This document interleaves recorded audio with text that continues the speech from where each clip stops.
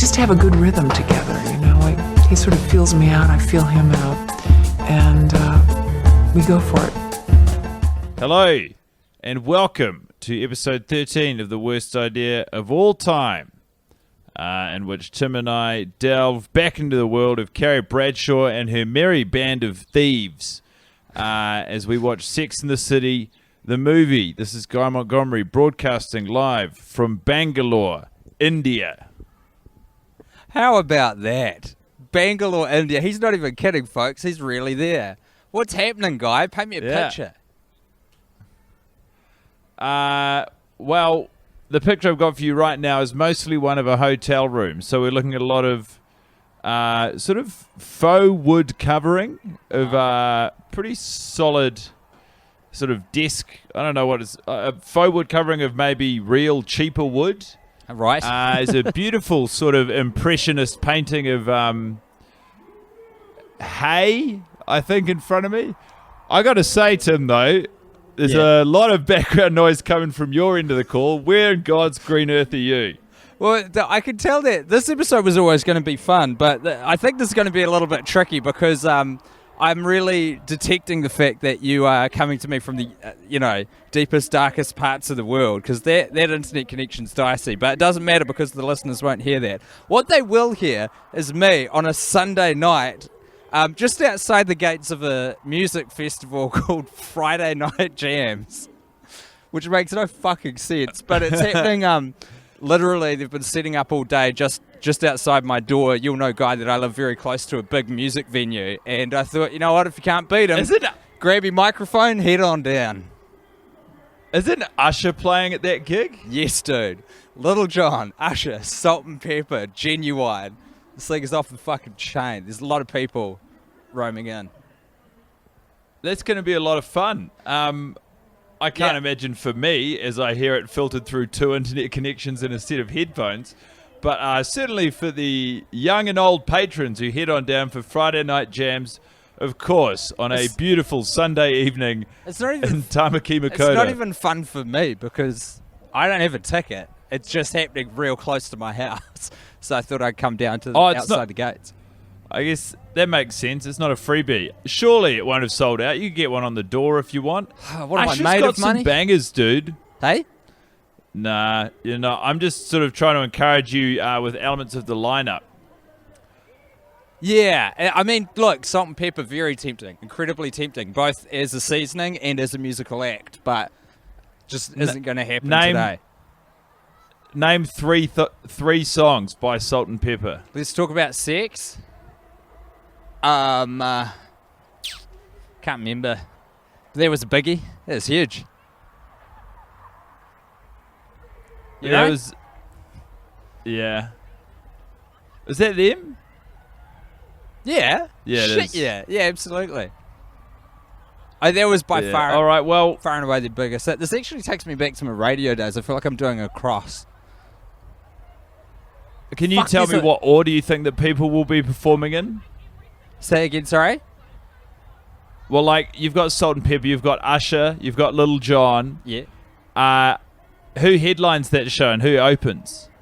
You'd think Usher. Usher and Little John seem to be co-headlining, which I think is, appropriate, eh? Although Usher was... Yeah, he was a fucking superstar when we were in high school, man. The guy could not be beat. I'm going to assume you are getting so much wind from my end, for which I apologise. I'm in a very exposed spot. No, not at all.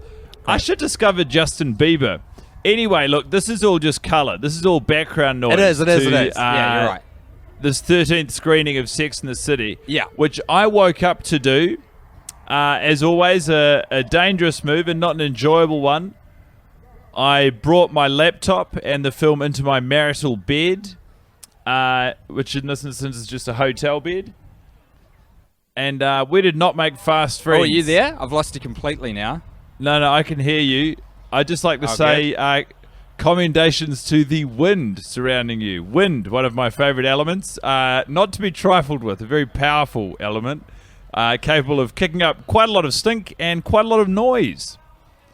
My apologies for that. I'll try and fashion a device. At any rate, look, this is all just fluff, isn't it? We're here to talk about a fucking movie. And that movie is Sex and the City. Is this the first time, by the way, that we're speaking to you in India on this season of the podcast?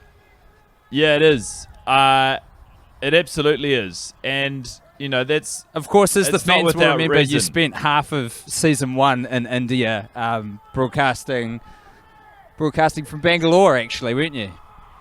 Yeah, I've made the pilgrimage back to the home of podcasting. Bangalore is actually the Silicon Valley of India, little known fact for people outside of India, presumably. And you really get that feel. There's a lot of people rolling around on electric scooters, wearing Google glasses. Genuinely a city of the future. And how is Sex and the City? How does it hold up when you're in the subcontinent? This movie knows no borders, it knows no bounds, Tim. It's a steaming hunk of shit wherever you take it. I did not enjoy it. I actually that opening, that the sort of relentless music that underscores Carrie's opening monologue, that sort of re-rubbed edit of the Sex and the City theme song, really got under my skin today. Had no time for that, and pretty much all went downhill from there. I eventually sort of found a few little moments to enjoy, but it was not a healthy morning, not a good morning. I was much happier having diarrhea across 3 different cities in India than I was with my sound bowel and Sex in the City in my hotel room this morning. Let me tell you that. Oh, sorry, say it again. Which one would you prefer? Do you want the squirts and no Sex in the City, or Sex in the City and no squirts? I think now that the movie's over, I'd probably take the Sex and the City experience. Has only lasted 2.5 hours as opposed to 5 days. Yeah, that's true. But while I was watching the movie, I craved to not be. Getting up and down and shitting pure liquid is one thing. How bad's it been, Guy? Give me a blow-by-blow of your bowel movements over the last little while. I'm going to go straight for the highlight, Tim. The deepest empathy I felt during the movie today was reserved for known nemesis of Guy Montgomery, Charlotte Goldenblatt, when she Poughkeepsied her pants in Mexico. A similar situation, not dissimilar to the one I found myself in on the overnight train from Kolkata to Delhi. Oh, man. I've heard those trains can be not the best environment if you've got a bit of a rumbly-tumbly as well from friends. That wasn't the real issue. I was on a top bunk. I got up and down 4 or 5 times over the night to do my, at the time, very unique brand of poos. Yes. And by the time the sun had come up, I was feeling pretty good about myself. Actually, I'd made it through the night. Nary a hair of shit in my underpants to be seen.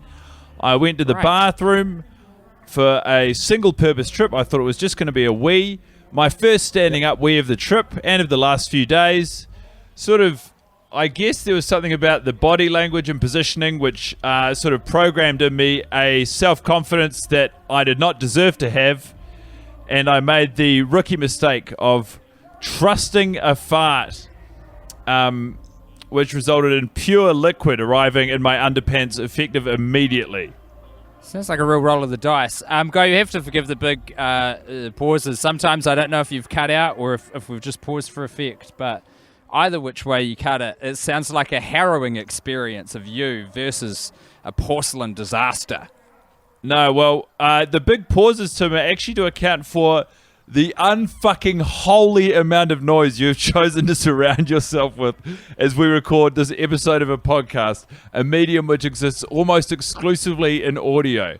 While I understand the excitement and the sort of, the logic underpinning the decision, I've got to say, as your co-anchor, who's on a very dicey hotel internet connection with a pretty high-quality pair of cans on either side of his ears, it is a most regrettable decision you have made. But I'm in it now. I'm here. I've made the commitment. So that's where we're at, and we're just going to have to deal with the decisions of. It's kind of a metaphor both for the podcast as a whole, and particularly this season. I was thinking a lot about today. It's just like, well, we done fucked up again. Here we are. You would have thought we had learned our lesson, where you clearly haven't. But the bed is made, and in it we lie. Well, yeah, I mean, I don't disagree, but I do feel like the decision that you've made to stand next to the music concert is one that has far greater impact on me, Guy Montgomery, than you, Tim Batt. We all know audio up front. If you're in the room, if you're in the stadium, if you're standing outside the gates of the stadium watching teenagers file in, or perhaps in this instance, Generation X file in as they try and reminisce of their high school days, that's going to be fine. But if you're receiving that audio through, 2 or 3 sources, it's a disaster. It sounds like someone is trying to strangle a microphone. Does it? Well, yeah. There's no accounting for the technical barriers, which are not nothing on this ep. But it's a bit of fun, it's a bit of spice, it's a bit of fun. We've got so many watches of this fucking movie to do, Guy, that I think it's very important, much like the relationships that we see in Sex and the City. We've got to shake it up, baby. Tim, what was the low point of your viewing this week? There was one, actually. Hey, buddy. Yeah, go for it. Take a piss. There was one. I've brought with me a bunch of Post-it notes, Guy. Why wouldn't you? Oh, I've got it. Here it is. Okay, so I'm pretty sure it's... wait, who says this? Charlotte says to Miranda, you really can't forgive him? Talking about Steve, because Steve cheated on her. And her response to that is, are you suggesting something? Yeah, I fucking think she is. I think she's suggesting, Miranda, that you forgive him. The clue was in the sentence that she said. Yeah. Every time I see that, and it gets my goat. Miranda came across as a pretty uncompromising and needlessly stubborn figure in this watch. And her and I are usually allies, but I don't know. It's not a secret exactly that both of our hearts go out to Steve. Not necessarily for his misdemeanors, but just generally, we've got a lot of time, got a lot of respect for the guy. And this, it's call it a sound bit of plotting or script writing or storytelling, but watching Miranda hound Carrie for that forgiveness in 3 days after her confession, just the absolute having the blinders on as she did about her situation with Steve and the parallels contained therein really shat me. I was like, you're an intelligent woman, you're a lawyer, you're also emotionally intelligent, you're a great mother, you're an inspiring figure to your friends. Just take a step back, do some fucking work on yourself, and look at what's happening here. Yeah. I actually wanted to ask you about Steve this week, because I actually, it's been, you won't hear the gap, but there's been quite a while since Guy and I last recorded and subsequently watched the movie. But where do you come down on the whole Steve thing? Like, what do you reckon? I know that you're very happy that they get back together, but if you were Miranda, if you were in her shoes, do you think you would have made the same decision? Well, I mean, you've got to bear in mind, Tim, you and I have more information than Miranda. Miranda, maybe wisely, maybe not, does not demand to know who Steve cheated on her with. Now, you and I are sitting here secure in the knowledge that Steve fucked Smith Jarrett. Yes. And in a way that went beyond just a casual lover's tryst, but there was some sort of soul bond or connection that was made that suggests the relationship that both of those men should be in is one with each other. So, given the information that Miranda has, I think I would have done things slightly differently. I think I probably would have forgiven Steve sooner. Yeah. She does seem very against the idea. I know that eventually she comes around, but she seems very ardently against the idea of forgiving him.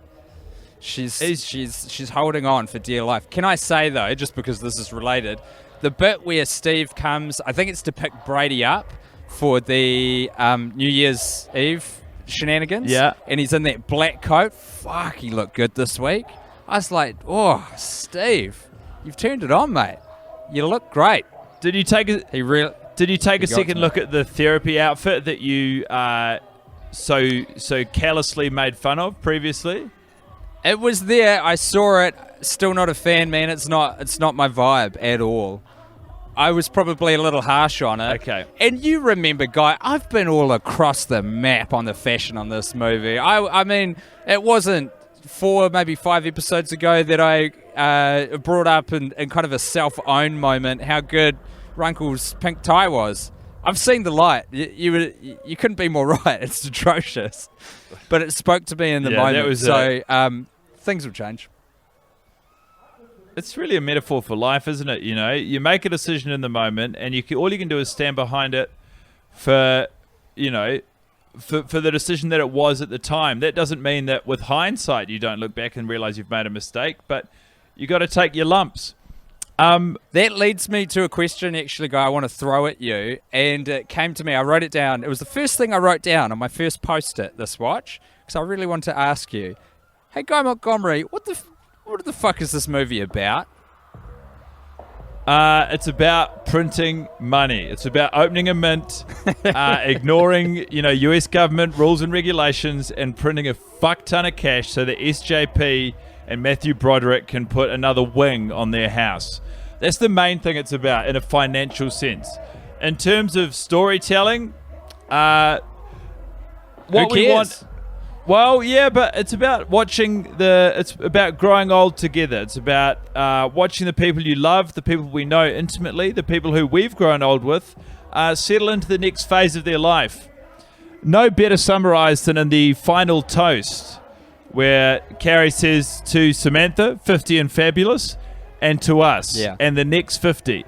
It's about transitioning from being young woman looking for love to to middle age, essentially, I guess. Hey, call me a creep or whatever you want. I'm just a fan of comedy at the end of the day. I want to see Samantha Jones on the fuck at age 100. I want to see that Sex and the City movie. Some fucking horny-ass grandma in a home, and it's just not slowing her down one iota. Yeah, is there a correlation, or is there like a medical age at which studies have shown libidos go down?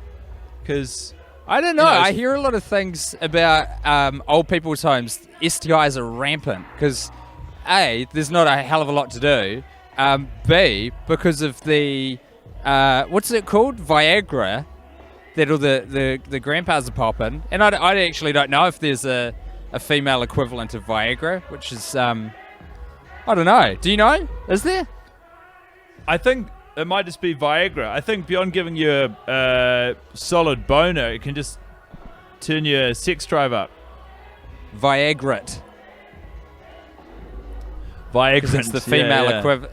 It's a swing and a miss, or a time delay from the internet. I'm going to choose the latter and move forward. At any rate, I want to see the movie of 100-year-old Samantha Jones, man. Oh, I'm laughing just thinking about it. Yeah, she'd certainly be a horny yet elderly stateswoman. You can imagine the witty asides as she rules the retirement village with an iron fist and also an iron pussy. Can I tell you what really got me, Tim? A little moment that really irked me, amongst many, was at the tail end of that very indulgent bridal couture photo shoot for Vogue, and another powerhouse performance by is her name Candice Bergen? SJP's. You got it in one. Yeah. Shit, she shows up week after week. She's one of my faves. No doubt. But so they finished the photo shoot, and then Carrie's at home, and she says, and then the impossible happened. And it sort of bothered me, and I haven't known exactly why week in, week out, but I think I've figured it out, because what Carrie Bradshaw is describing as the impossible happening is one of the brands that have paid to be featured in the movie have paid to be featured in the movie a little bit more. So she says, and then the impossible happened while she's holding up a dress with a big card in front of it that says Vivienne Westwood.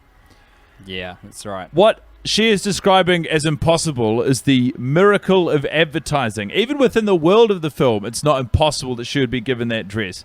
She wore it as an advertisement in a popular fashion magazine. it's totally within the realm of possibility. What do you think It's just, Carrie Bradshaw would do if she saw something truly impossible? If she was like, and then, or what would she say if she saw Rose, the baby, flying around the room?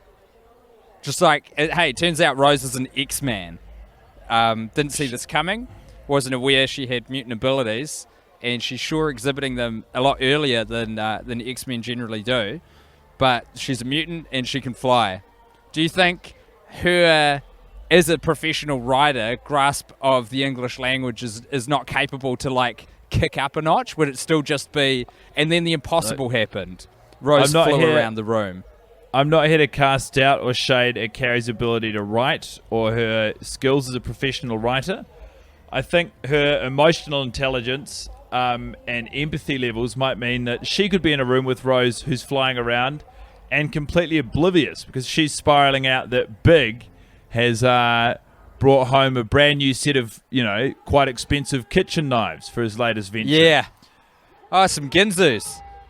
Then the impossible happened. John brought home some Ginzus.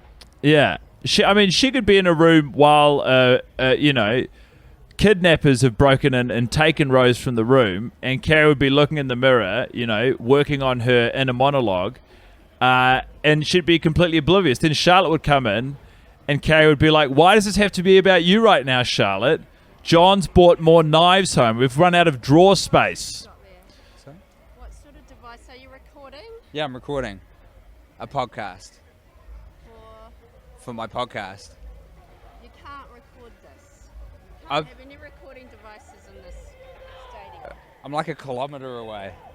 You can't record the show. Yeah, I'm not in the show though. I'm out here. Well, like I said, Yeah. you can't have any recording devices in here. But this was the park. I'm not even inside the gates. Leave, otherwise you're going to be asked to leave with that device. You can't do that. People pay money to come and see these. Yeah, I realise that. So they have a patent and a copyright. So you You can I'll just show. I just live literally just up in that street there. So if someone needs to come and remove me, that's fine. But I'm just doing a podcast here, so I literally can't really pick up anything from this distance anyway. It's a handheld mic. Okay. What seems to be the problem, officer? Oh, the high fidelity recording I'd clearly be able to get from conservatively 750 meters away with the handheld microphone from the stage. Yeah. It's Is an issue because of patents. Is she afraid that you are going to record this show from distance Yes. and re-release it live or recently enough to undercut the people who have paid tickets to see the concert live? Is that what I picked up? I guess that's the working theory that we're going on at the moment, and we'll see how that shakes out. But yeah, I think that is the rationale. Hey, people are bored, man, because like the show's kicked off. So there's like 100 people here in high vis and lanyards who just don't have a lot to do at this point. So I'm here. I'm something fun to do, Yeah. You should have said you were recording your podcast, which was a live review of the gig. Really seen what happened there. Oh, there's no need to lie, though, is there? If it was a live review of the gig, my review from Bangalore of a concert happening live in Western Springs right now would be, it's no good. To be honest, it's causing me headaches. It's scrambling my brains. Is it actually quite bad? Because I've got no perception of like how much of it you can hear through the telephone. Look, Tim, you're someone who more than anyone else I know respects high quality audio and I love it. I love the stuff. And dislikes sort of any sort of superfluous or unnecessary interference running through audio connections. I get the feeling if you were listening to the abomination that I've been listening to, you would not be in such chipper spirits. But look, what would I know? Do you know what it is? This is for me, man. This is for my own sanity because I was just I was in the studio and the bass was just shaking the house, like the windows were rattling. I was like, you know what? Those kids are having fun. If you can't beat them, join them. Flout patent law. Grab a mic and get down there amongst the riffraff. Is there anywhere from which you have a free view of the stage? Oh, if I went back up to my house, it's not bad. You can get a bit of an overview because it's up top, but I'm on the same level, so I can't see anything from here. Yeah. I mean, I can see the entrance. That's about it. A lot of people coming in. Understood. Hey, so while we're talking about audio fidelity and whatnot, I know we've already talked about Charlotte shitting her pants once, but I do have a note here. What I've written down is not diarrhea, solid loaf.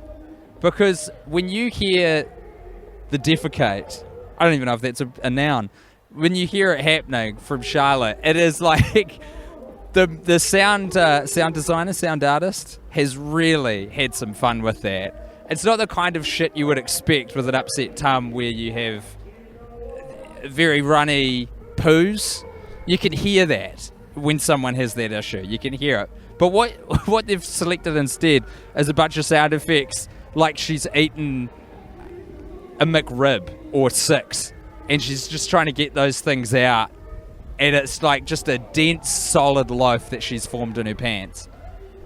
I love the use of the describing words dense solid loaf. I think that is appropriately disgusting.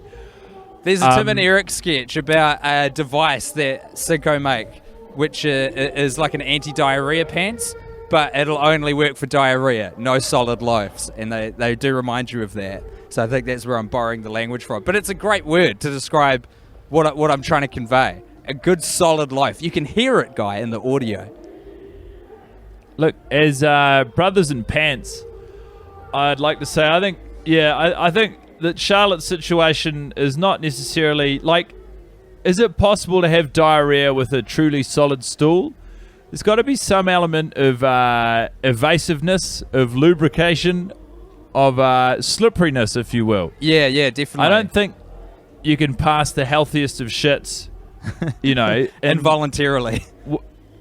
Yeah, so there's some sort of element of a loosening of the sides, perhaps. But if I would grade it on a scale of 0 to 100, 0 being the hot, wet mess I made on the overnight train from Kolkata to Delhi, and 100 being a healthy stool that comes out in a soft S shape, as I once saw from a poo expert on the Oprah show, I would grade Charlotte's shit somewhere in the early 20s. Wow. That's so a real... on the solid side of runs. Gotcha. Yeah, and you can tell, right? You can. That's not just me. You can hear that. Look, I mean, I've always been taken by the stomach sounds that precede the shit, the sort of grumblings and rumblings. Yeah. I didn't really give the actual shit sound effects enough mind this week to be able to weigh in with any confidence. But it's the beauty I of have this no reason project. to distrust you, Tim. There is almost forever another week to go, or another watch to see. You'll catch it on the next go. That's true. It's the inherent genius of that format. Can I talk to you about shining lights, Tim? Yeah, lay it on me. Could be a shining light, could be editing inconsistency or a goof. Mm-hmm. Either way, I loved it. The pace at which Carrie takes the word love, the key, she gets, when St. Louise is leaving to go back to get married in St. Louis to her, sweetheart. Yeah. And she gives the keys back to Carrie, and Carrie, in less than 2 seconds, manages to remove the keyring that says love to offer it back to St. Louise before she says, no, I found mine, you need that. Yeah. Remarkable. I don't know what her nails are doing. I don't know what the situation is, but I've been in circumstances recently where I have spent over 10 minutes trying to get a key ring or a key off of a key ring. And to see someone with such dexterity and efficiency take care of a problem, or not, it's not a problem, but just do it so quickly. Nothing but respect for my President Carrie Bradshaw. We used to call that a camera trick back in the day, because I'll bet that took so many takes and some sort of weird setup to make it that fluid. I tell you, as a man who bites his nails habitually, got nothing but respect for a clean ring, a clean key gotten off a ring. It's so impressive to me because it's so unattainable. And well, then something for you to look forward to next week. You'll get to enjoy the moment as I did today. How good will that be? Are you done? Can I give you mine? Yeah, I'm done. It's Smith giving Samantha the gift for the 5-year anniversary, which is the ring that she bid on, unbeknownst to her against him by the tally. What do you call those people? Tally bidder at the auction. And so, like, he clearly knows. He says, we met 5 years ago today. Happy anniversary. We met 5 years ago today. And Samantha clearly did not know this information. She is surprised. She recovers pretty well. But what's my shining light about it is that nothing comes of that. And thank God. Because we don't need another fucking thread like that in this movie. It would just be another simple solution, a silly little thing. So, as cynical as it may be, my shining light is a thread they didn't pick up. They kind of could have. They opened the door. They shut the door immediately. Yeah, it's an interesting way to look at the movie, is living in fear of every possible storyline or element that they open up with every line of dialogue.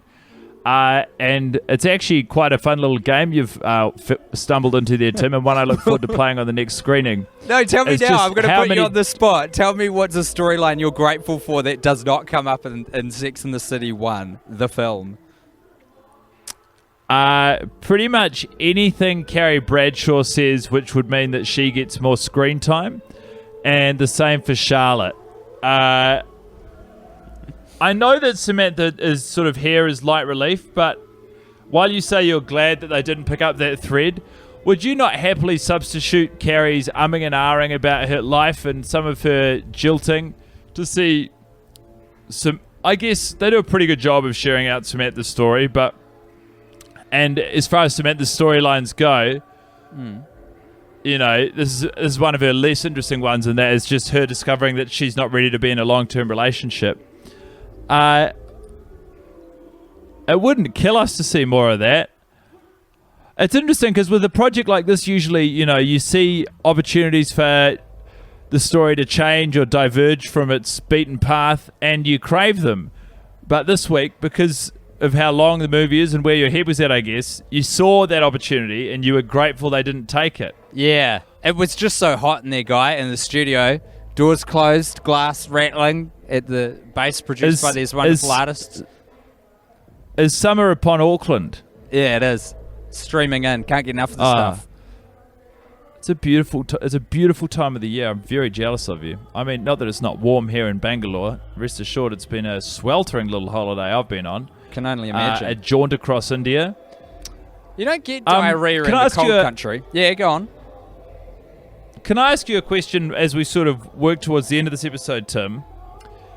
The grand gesture that Big performs that sort of, at least, is the initial softening of Carrie or persuades her to take him back, is he writes up old love letters from a book she found and borrowed from a library. He types up old love letters and emails them to her every day. Yeah. How persuasive is some fucking boomer? That's like one of the least inspiring things I can think of. Like, he's done nothing. This is how low the bar is in Big and Carrie's relationship, that she is so taken aback by that. I mean, it's not nothing, Guy. He's because he's not a man. His love language is not a language. It's not expression. He never tells her sweet nothings. He's a baller. He's just sitting in the office every day trying to figure out what all them symbols and colours mean. You know, where to put the next $100 million mutual fund he's in charge of, where to put those chips on the board. He doesn't understand love and human interaction, but Carrie's okay with that. They make it work. So this is a big thing for him. But for normal mortals who have, you know, less than 8 digits in their bank account and the gift of literacy, it doesn't seem like a lot to just copy and paste other people's work. That's like an hour in one afternoon, and to schedule your inbox to send them out. And then you can just go out, for however many months it takes for that to persuade Carrie to take you back, go out, get on the lash, Yeah. just absolutely hooning on anyone who comes past. Is that what you do, Guy? It's, When you need to make a grand romantic gesture, you look for the shortcut so you can head to the pub. 1 for her. No. 3 for me. Look, I haven't been in a situation where I've had to make or have made any seriously grand romantic gestures in my life. But I just think, Carrie Bradshaw, obsessed with love, a love author, Yeah, you're right. There's an It element, is uniquely there's an bad, element isn't of it? it's an element of her settling here. It's like it's just is at this point too hard for her to start a relationship all over again. Yeah. The amount of legwork that you have to get through to get to know the person to the point that you're convinced they're the one you like. I mean, as you get older, I think you do start not cutting corners, but you've got a more refined idea of who you want to be with. So maybe the process doesn't take as long. But to me, it's just like, he did the bare minimum. I'll take him back. Can I introduce a new segment I've just thought of to our podcast for this season? And it's just little. It's just we. It's called Pop Quiz. And it is simply you and I asking each other a question just to make sure we are absorbing the movie, that we're capturing the info. I get the feeling I'm about to be asked a question. How old is Carrie Bradshaw during the events of Sex and the City 1, the movie? I would say 42. Oh, you're very close. She's 41. How do you know? Because she says, Runkle opens the door and says, what, no costume? And she says, look closer. I'm dressed as the scariest thing in New York City. 41 and jilted. Actually, I should have known that because her whole feature in the Bridal Couture Vogue is about her turning 40. Yes. That's a nice little tidbit that you took away, though. So she's obviously, the movie follows the same linear path of time as real life, and she ages year by year. Yeah. Inspiring stuff. Not like these look, before parabolic we leave, aging Tim- curves we've heard so much about on other films, particularly romantic comedies. Yeah. They love an algorithm.